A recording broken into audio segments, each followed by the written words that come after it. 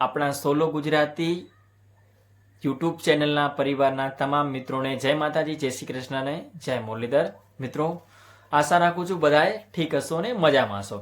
તો આપણે એક નવી ઇન્ફોર્મેશન માટે આજે વિડીયો બનાવી રહ્યા છીએ કે જેની અંદર હું બતાવવાનો છું કે રશિયન વિઝાનો ઇન્વિટેશન લેટર કઈ રીતે મંગાવી શકાય. એકદમ સીધી, સિમ્પલ અને સરળ ભાષામાં, આપણી દેશી ભાષામાં, આપણી ગુજરાતી ભાષામાં.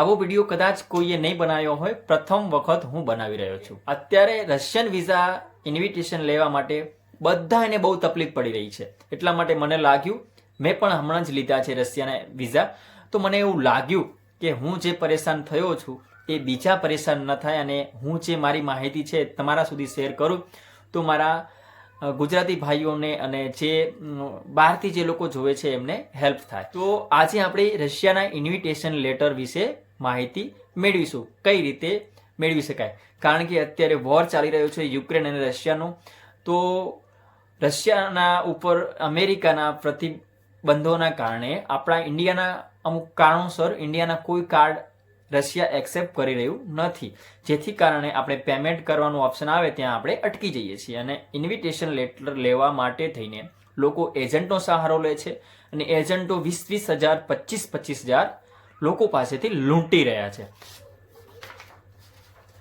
આ છે મારો ઇન્વિટેશન લેટર.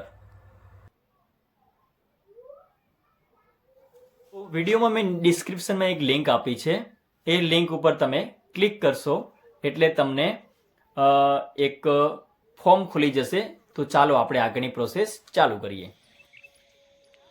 તો મિત્રો, તમે જોઈ શકો છો અહીંયા આપણે લિંક ઉપર ક્લિક કરવાથી આવી રીતનું કંઈક ઇન્ટરફેસ આવે છે.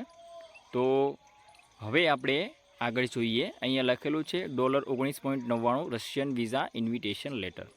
હવે આપણે આગળ જવાનું છે. નીચે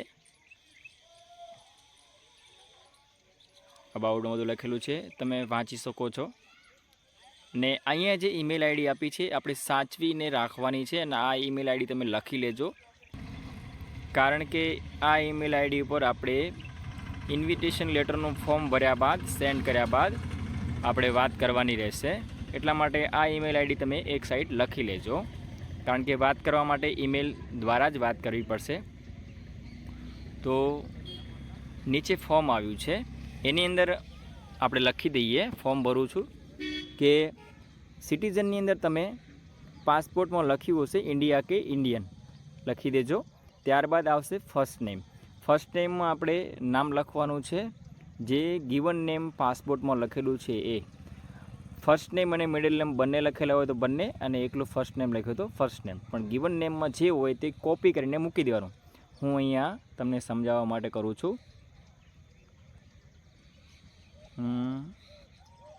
મુકેશ ભાઈ મફતલાલ, મુકેશભાઈ મફતલાલ, મેં આ ફોર્મ ભર્યું છે. હવે લાસ્ટ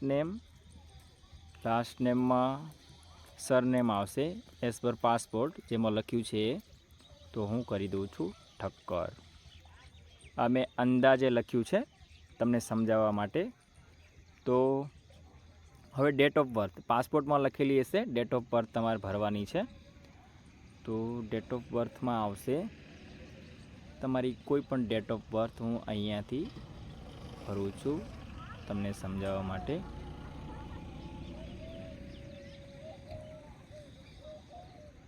મેં ડેટ ઓફ બર્થ ભરી દીધી છે.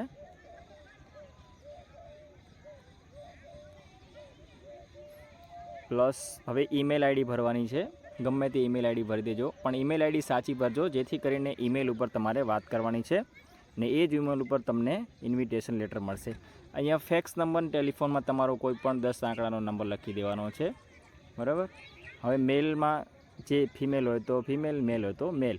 પછી વિઝા ટાઈપમાં ટુરિસ્ટ લખવાનું છે અને પાસપોર્ટમાં તમારે પાસપોર્ટ નંબર લખવાનો છે જે હોય તે. અહીંયા હું લખવા ખાતર લખું છું. અને પાસપોર્ટ ઇસ્યુ ડેટ, કયો તારીખે તમારો પાસપોર્ટ એ તમારી પણ એની અંદર પાસપોર્ટમાં હશે. હું અહીંયા અંદાજે લખું છું, ઓકે. અને પાસપોર્ટ એક્સપાયરી ડેટ એ બી હું અંદાજે લખું છું. તમે જોઈ શકો છો, તમારા પાસપોર્ટની અંદર લખેલું હશે, અંદાજે લખું છું, સામાન્ય રીતે 10 વર્ષના એક્સપાયરી ડેટ હોય છે. વિઝા અરાઇવલ, તમે કઈ તારીખે રશિયામાં જવાના છો, વિઝા ડિપાર્ચર, કઈ તારીખે તમે રશિયાથી નીકળી જવાના છો, આટલું તમારે ભરવાનું છે. 14 દિવસ માટે ભરશો તો 1800 રૂપિયા જેવું કંઈક ઇન્ડિયન ચાર્જ લાગશે, અને 30 દિવસ માટે લેશો તો 3600 રૂપિયા લાગશે. પ્લસમાં હવે તમારે સિટીઝમાં લખવાનું છે. સિટીઝમાં આવશે મોસ્કો, મેં આવી રીતે ભર્યું હતું, મોસ્કો, સેન્ટ પીટર્સબર્ગ, વેલિકી, નોવગોરોડ, આટલી સિટી લખજો. આટલી સિટી લખ્યા બાદ હવે આ ફોર્મને આપણે સબમિટ કરવાનું છે. ઓકે, ફોર્મ ભરાઈ ગયું છે, તમે જોઈ લેજો હજી એકવાર. ઓકે, આ ફોર્મને હવે આપણે સેન્ડ ફોર્મ કરી દેવાનું. હવે સેન્ડ ફોર્મ કર્યા પછી આપણે આ જે મેલ આઈડી છે, અહીંયા મેં તમને મેલ આઈડી એક કીધી હતી, આ મેલ આઈડી ઉપર આપણે મેલ કરવાનો છે, જેની અંદર પાસપોર્ટ અને 3 સિટીના નામ આપ્યા, એની અંદર એક હોટલ બુકિંગ જે કરી હતી એનું તમારે વાઉચર એની અંદર સેન્ડ કરવાના છે. અને એની અંદર એવું લખવાનું છે, ફોર્મ કમ્પ્લીટ કરી દીધું છે, મેં હોટલ બુકિંગ કરેલા વાઉચર તમને સેન્ડ કર્યા છે, પાસપોર્ટની PDF સેન્ડ કરી છે, આ તારીખથી આ તારીખ સુધી હું રશિયામાં રહેવા માંગુ છું અને મારો પર્પઝ ટુરિસ્ટ છે, અને બસ આટલું લખી અને તમારે એમને સેન્ડ કરી દેવાનો છે. ત્યારબાદ તમને મેલ આવશે, એની અંદર તમને ઓપ્શન આપશે કે તમારે ઇન્ડિયાના કાર્ડ દ્વારા પેમેન્ટ કરવું છે કે રશિયાના કાર્ડ દ્વારા પેમેન્ટ કરવું પડશે.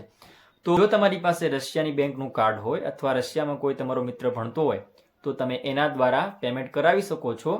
તો એના તમને 1800 રૂપિયા થશે 14 દિવસના, પ્લસ 3600 રૂપિયા 30 દિવસના.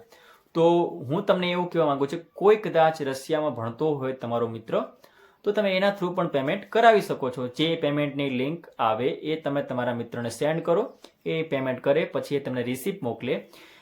તો આવો જુગાડ કરવાનો, કાં તો તમે એજન્ટ થ્રુ પણ કરી શકો છો. વેબસાઇટ એકદમ જેન્યુન છે, કોઈ ફ્રોડ નથી, તમે એના ઉપર ટ્રસ્ટ કરી શકો છો. મેં પણ આ રીતે કર્યું હતું. તો તમને ઓપ્શન આપશે, તમે કયું કાર્ડ ચૂઝ કરો છો, તો તમારે જે રીતનું પેમેન્ટ કરવું હોય એ રીતનું. પછી તમે પેમેન્ટ કરો પછી એ પેમેન્ટની રિસિપ્ટ તમારે પાછી એ જ ઈમેલમાં મોકલવાની છે. એ ઈમેલમાં રિસિપ્ટ મોકલશો એટલે તમને લગભગ 1 કલાક 1.5 કલાકની અંદર તમારું ઇન્વિટેશન લેટર મળી જશે. કોઈને તકલીફ પડતી હોય તો મને મેસેજ કરજો અને મને તમારી માહિતી આપજો, હું તમને ઇન્વિટેશન લેટર ચોક્કસ મંગાવી આપીશ. પ્લસમાં હવે આપણે આગળના વિડીયોમાં જોશું કે આપણે રશિયાના વિઝા કઈ રીતે મેળવી શકાય અને શું ડોક્યુમેન્ટની પ્રોસેસ છે, એપોઇન્ટમેન્ટ કઈ રીતે લખી શકાય.